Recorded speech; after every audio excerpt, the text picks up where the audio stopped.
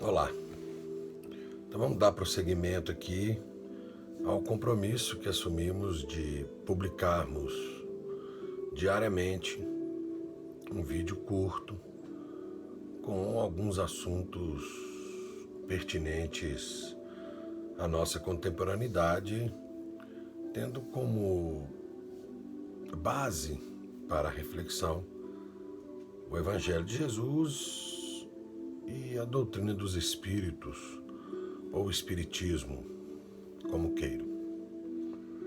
Então eu quero primeiramente pedir para se recolher um pouquinho nesse instante, se possível, e me acompanhar na oração. Pai nosso, que estais nos céus, santificado seja o vosso nome. Venha a nós o vosso reino, seja feita a vossa vontade, assim na terra como em todo lugar. O pão nosso de cada dia dai-nos hoje, perdoa as nossas dívidas, assim como nós devemos e podemos perdoar os nossos devedores. Não nos deixes cair nas tentações criadas pela nossa própria mente e livra-nos de todo mal que possamos cometer a quem quer que seja. Assim seja. Pois bem, aos domingos, normalmente lá no Centro Espírita Casimiro Cunha, nós apresentamos 2 estudos, um às 6 horas da tarde e um às 7h30. Às 6 horas nós apresentamos o estudo das chamadas obras fundamentais. Atualmente nós estamos estudando o livro dos médiuns. Estamos já no capítulo 4 da primeira parte, e assim que se retornar às atividades, dar-se-á prosseguimento para a segunda parte. E às 7h30 às 9h, nós fazemos os princípios fundamentais do Espiritismo, para que todo mundo possa entender em que se fundamenta a doutrina dos Espíritos e poder absorver o melhor dela para cada um. A base, sempre o Livro dos Espíritos, e a gente conversa com as outras obras da codificação espírita de Allan Kardec e também com outros autores que comentam esse texto, sejam autores espirituais ou autores encarnados. Quando a gente vai no Livro dos Espíritos, antes de iniciar a parte de perguntas e respostas, que é como Kardec organizou esta obra dentro de uma visão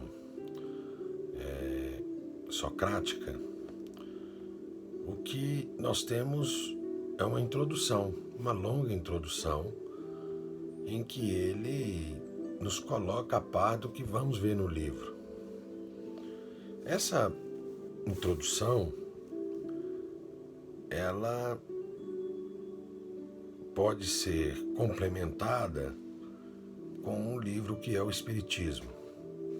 Eu vou colocar um link depois nos comentários de um canal no YouTube chamado Espiritismo e Mediunidade,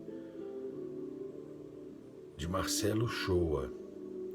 Ele tem lá vários grupos e ele estuda apresentando capítulos muito bem organizados, muito bem produzido, faz ele com a esposa. Ele tem lá o que é o Espiritismo, ele tem lá o Livro dos Médiuns que ele está estudando, ele tem lá uma obra muito interessante do Divaldo Pereira Franco, pelo Espírito Manuel Filomeno de Miranda, chamado Nos Bastidores da Obsessão. Ele tem lá Nas Tramas do Destino, que é também uma outra obra do mesmo autor. Então, vale a pena ir lá. Às vezes a gente não sabe quanto tempo esse isolamento social ainda vai nos colocar, mas independente disso, é bom a gente ter essas referências, ouvir outras coisas. Eu devo colocar também na descrição dos comentários, aí é no YouTube. Quem está assistindo no Facebook, vai lá no YouTube, é Emerson Santos, é onde eu publico primeiro, né? E eu vou pôr alguns podcasts também que eu escuto sobre o Espiritismo,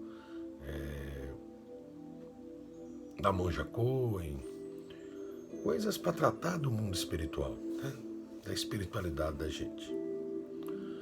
Pois bem, então lá no Livro dos Espíritos, estou com ele aqui na minha frente, no item 6 desta introdução, Kardec vai dizer o seguinte: como dissemos, os seres que assim se comunicam designaram-se a si mesmo pelo nome de espíritos ou gênios, e como tendo pertencido, alguns pelo menos, a homens que viveram na Terra, eles constituem o mundo espiritual, como nós constituímos durante a nossa vida o mundo corpóreo. Resumimos aqui, em poucas palavras, os pontos mais importantes da doutrina que nos transmitiram, a fim de mais facilmente respondermos a certas objeções. Então, Kardec era um educador, um homem preparado para a tarefa para o qual ele se prontificou a fazer. Ele começa a dizer o seguinte, e nos lembrar que não é ele que falou que eram espíritos, os próprios espíritos que se comunicavam, que disseram que era. Ele lembra sempre que é da observação que ele pôde então confirmar a teoria que os próprios espíritos falavam. Eu acho muito bacana isso. Não tinha uma ideia pré-concebida. Kardec não foi fazer suas observações para validar aquilo que ele já pensava. E aí surgiu toda uma doutrina que muitos de nós, inclusive espíritos, ainda não a compreendem totalmente, porque ela é realmente de uma amplitude muito grande. Ela mexe com muitas coisas das nossas convicções. Os próprios espíritos em algum momento falam que ela é um feixe, ela enfeixa, né? Juntamente com Kardec, ela enfeixa, ela pega esses assuntos que estão esparsos e põe eles todos debaixo de um mesmo guarda-chuva, de uma base para a gente poder continuar a história do pensamento humano e a aplicabilidade na nossa vida. Porque o Espiritismo tem isso. Ele não é uma filosofia que você racionaliza. Ele é uma filosofia que, ao racionalizar, você percebe que terá consequências para a sua própria vida, o entendimento que ela traz. Então, exige de nós isso tudo. Então, nesse momento, muitos têm dúvida do que é, às vezes perguntam para a gente. Eu vou lendo os pontos e aonde for interessante a gente faz algum comentário. Não vai dar para fazer num vídeo só. Já são bem grande. Mas aí eu vou fazer o seguinte, ele será publicado sempre pontos principais. 1, 2, 3, quantos forem necessários. Não tenho a menor ideia de quantos vão ser. Nem sei se vão ser na ordem também, um por dia, assim, se amanhã é o 2, porque eu estou trabalhando com a intuição. Então, não tem uma pauta pré-determinada, é aquilo que está correndo no dia. Eu recebo muita informação, converso com muita gente de vários assuntos, e aí espera agora à noite, na madrugada, acalma tudo, menos barulho, as cachorrinhas dormindo, Daíris dormindo, boto uma musiquinha, faço uma prece, e aí, pela intuição, eu vou percebendo aquilo que nós vamos abordar. Eu observo sempre que tudo passa por mim, e que nos momentos de dificuldade que eu tive na minha vida, antes do Espiritismo, a fé me foi de suma importância. Depois do Espiritismo, a fé continuou sendo importante, mas ampliou para mim. Antes, a minha fé era que o mais alto resolveria tudo, porque Deus é Pai, Deus cuida. Eu ainda continuo pensando assim, mas compreendo melhor a parte que me toca. E a parte que me toca, neste momento, é aguardar com serenidade. Não me deixar perder no barulho. Porque se o desespero entra em nós, se a angústia exacerbada toma conta de nós, nós não enxergamos com clareza. Nossa capacidade de decisão para alguma necessidade que se faça premente para nós fica comprometida. E a compreensão do Espiritismo me faz isso. Me faz buscar essa serenidade. Evidentemente que eu não a tenho, eu a busco como uma necessidade. Como ao final do vídeo eu vou me levantar e vou ali tomar água, porque vai ser necessário, pelo que eu falei, a boca secou, então eu tenho necessidade de água. Eu tenho necessidade de estar tranquilo para poder suportar este momento. Pois bem, primeiro ponto principal do Espiritismo, e que pode sofrer objeções de quem quiser, objeções filosóficas. Nós não vamos entrar nesse período em uma querela desse tipo. Se alguém quiser discutir, se é bobagem, como os comentários são abertos, fique à vontade, porque às vezes ele está fazendo um comentário ali, ele está fazendo bem para ele, né? Mas a gente não vai entrar muito em divisão não, porque no fundo o espírita sabe, compreende pela doutrina que cada um vai caminhar de um jeito, mas que vão todos chegar. Está na lei de igualdade. O que nos iguala é o nosso fim.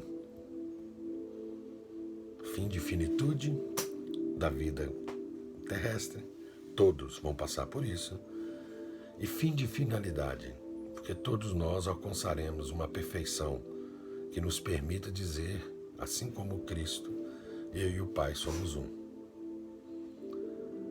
Então vamos lá.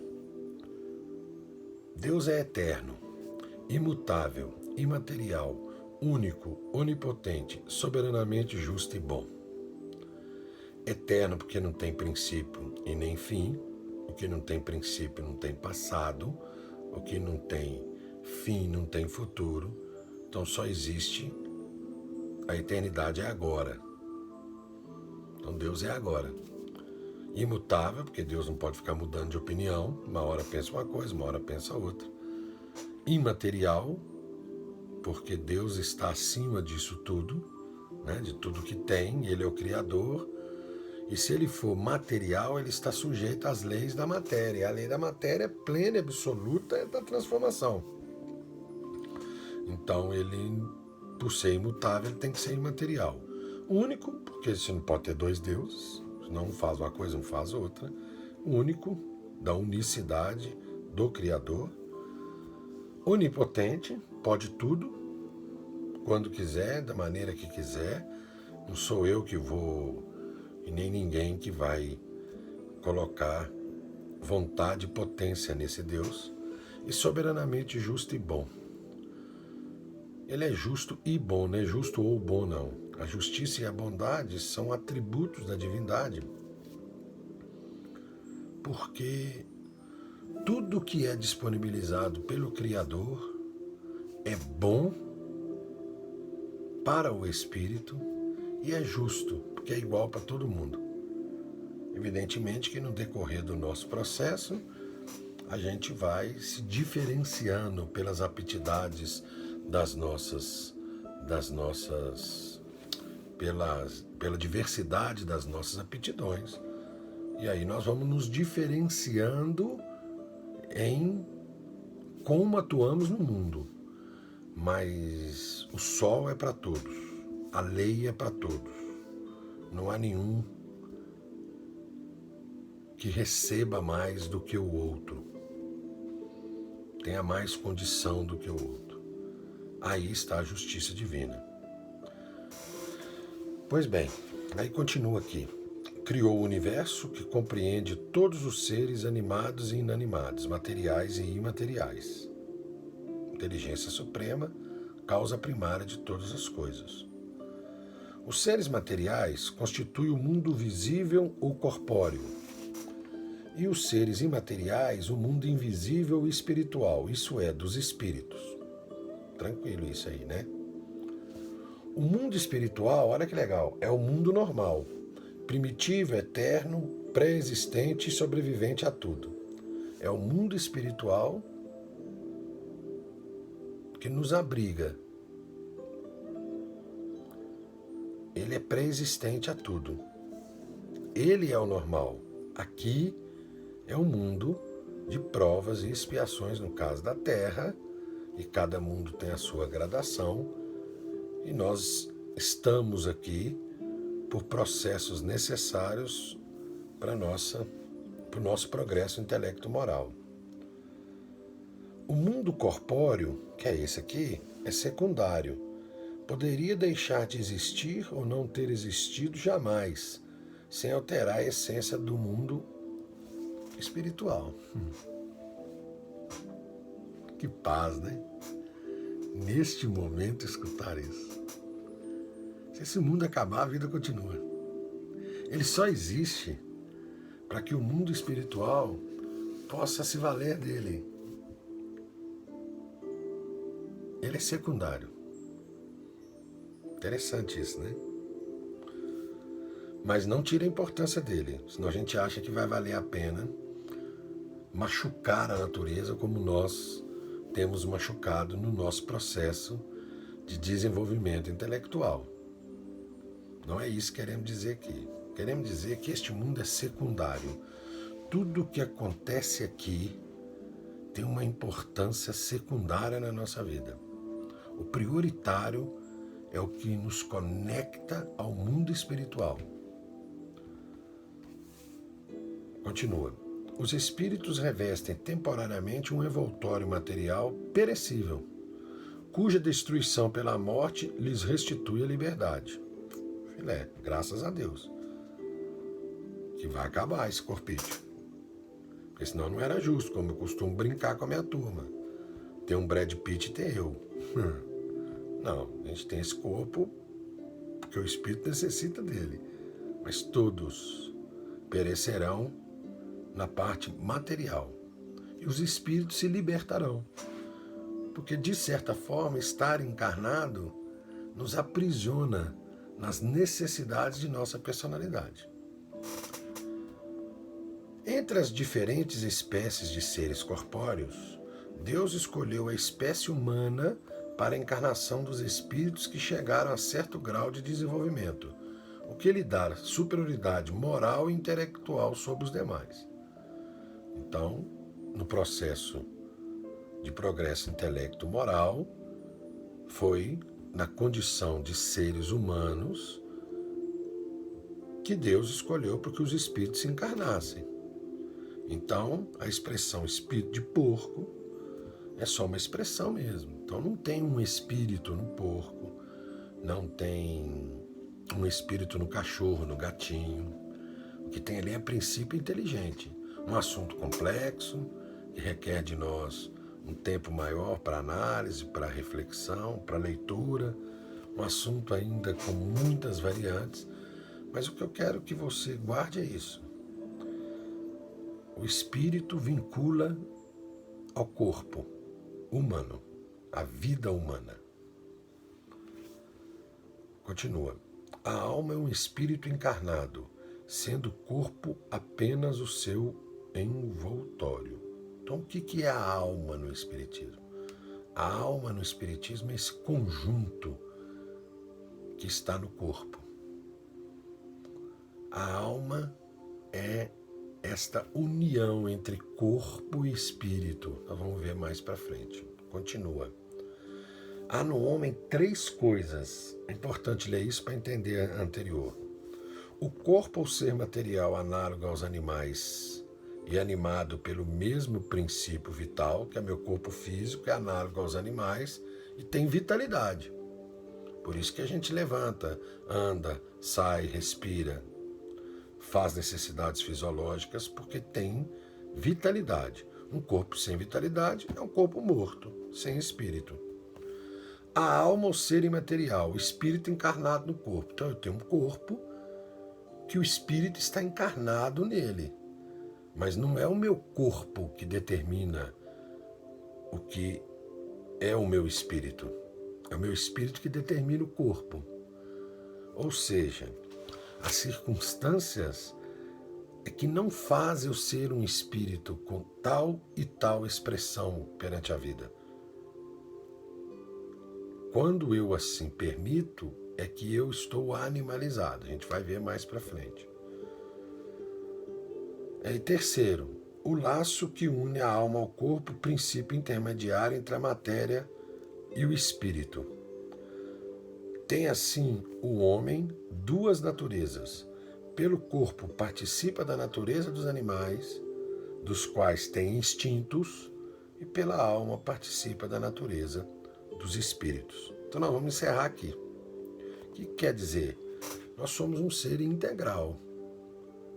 Corpo, espírito e laço que une o corpo ao espírito, que Kardec vai chamar de perispírito. O perispírito é o que permanece, é o que vem conosco. No mundo espiritual, ele sofre as transformações da encarnação, porque o corpo físico recebe as impressões, toca para o espírito sentir, isso passa pelo perispírito e ele vai se depurando ao longo do tempo. Ele é a memória do espírito. É no perispírito que ficam marcadas as áreas que a minha mente se ocupou mais ao longo da minha trajetória como espírito até aqui.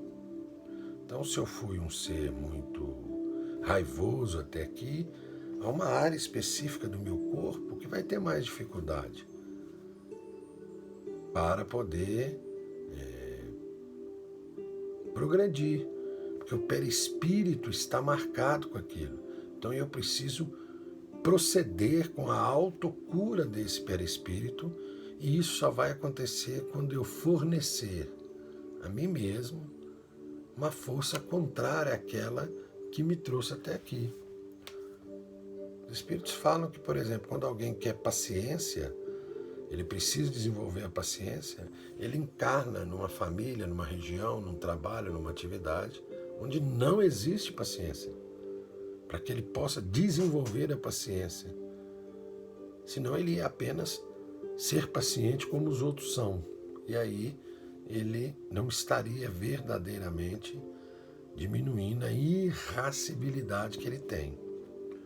Isso é muito importante. Isso, entender o perispírito, vai dar a cada um de nós a importância de refletirmos sobre os nossos vícios, as nossas dificuldades, o que fazemos com o corpo, a ponto da gente olhar para trás e se arrepender do que tem feito até aqui com ele. Então nós vimos até aqui como compreendemos Deus no Espiritismo, a importância do mundo espiritual para o espírito e que nós somos 3 em 1. Entender essa integralidade é um processo que requer de nós uma reflexão íntima, que no Espiritismo eles chamam, alguns gostam de chamar, de autodescobrimento. Eu descubro em mim o que sou. E que pode ser também o autoconhecimento, autoentendimento, auto-perdão, compreendendo que o perispírito é nossa memória espiritual. Nós cuidamos o tempo inteiro daquilo que sentimos e depois vamos refletir sobre de onde veio o que sentimos. Não terceirizamos nossas responsabilidades e procuramos nos libertar daquilo que marca o nosso ser e dificulta a nossa trajetória. Fique bem, porque por mais trágico que possa parecer, há uma ordem natural nas coisas. E haverá um momento em que nós entenderemos por que decidimos por A ou B. E ao alcançarmos esse entendimento, procederemos então com a mudança de rota e de atitude. Desesperar neste momento é abrir mão da capacidade que o espírito tem de olhar, refletir, tomar para si ou não, já diferente dos animais, não é mesmo? O animal já tem tudo encerrado nele, o que ele precisa para ser o que é. Nós não. Nós é que construímos o que deveremos ser a partir do que a vida nos ofertar. Se neste momento exige de nós recolhimento, distanciamento, dedicação, visão do outro, esperança, fé, cuidado, é isso que temos que fazer. O que vai acontecer daqui a um ano, daqui a uma semana, daqui a 2 semanas, isso, quando vier, vai nos encontrar preparados. Porque nós sabemos que o que nos acontece aqui é sempre uma oportunidade para o espírito. E vamos olhar toda e qualquer situação, por mais dolorosa que seja, como uma oportunidade de aprendizado. Isso é que é importante guardarmos das reflexões deste vídeo de hoje. Que não adianta, às vezes, entrarmos na sintonia das reclamações e dos desesperos. Cada um faz aquilo que está dentro do seu alcance. O presidente está fazendo o que está no alcance dele. É ruim, é bom, não é bom, vai comprometer alguém, vai fazer muita gente sofrer. Ok, é a escolha dele, mas ele será por ela responsabilizado. Porque se tem uma palavra do Cristo que nos dá a importância do perispírito, é que a cada um segundo as suas obras. O espírito é eterno, não morre mais. Eterno não, perdão. Ele é imortal, porque ele é criado, né? Ele é imortal. Pode ser doloroso, pode partir num tempo diferente do que estava programado, mas sempre estará amparado. Aquele que gera dor, que gera dificuldade, que gera confusão, quando observar que poderia ter agido o contrário, aí sim, sua consciência o acusará dolorosamente. Que os prefeitos, os governadores e o presidente da República, de quem precisamos agora de ações junto com os seus comandados, possam receber as nossas vibrações, porque nem sempre eles têm a noção exata da importância espiritual do cargo em que estão, preocupados com as mazelas do mundo material. Venceremos essa, passaremos por isso. e chegaremos do outro lado mais fortalecidos para continuarmos a nossa caminhada. Fique bem. Faça oração. Boas vibrações, bons pensamentos, bons programas de televisão, boas séries, bons livros. Suporte.